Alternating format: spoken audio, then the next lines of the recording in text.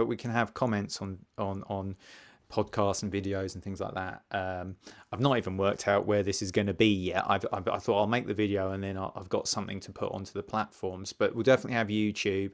We'll try Spotify. But yeah, my intention would be that hopefully for most of these there'll be somebody else that we can interact with. I've got someone already who might be interested in doing one, which will be quite interesting. It's going to be quite an interesting and unique person. I've got a couple other people in mind that I'd like to ask. I've got someone I'm hoping will go along and do this with us, who will have some great insight, some really good insight into what it is like to care for someone under a high degree of pressure. And yeah, I'm just hoping that we can really get things going, and I'll get some interaction. It's really important that people that do interact do so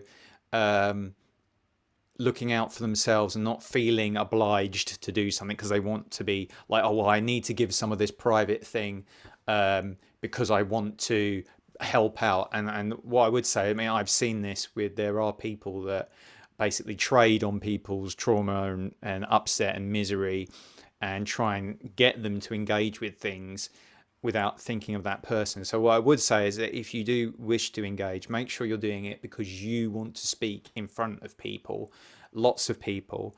And I've got some scope potentially to slightly anonymize things, but it'll be quite difficult. So really, if you do say to me, yeah, I would like to be involved, I'd like to tell you about what's happening. We don't need any names, but you need to prepare to know that your voice and you don't have to put your image up there, but your voice might be recognizable.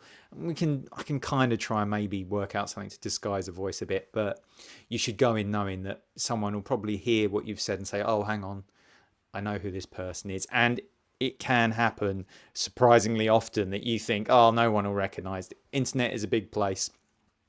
So if you would like to share and you feel confident that and you're happy to show potentially to an open audience what has happened to you, then I'm happy to speak to you. Now, you might be thinking, what about your location?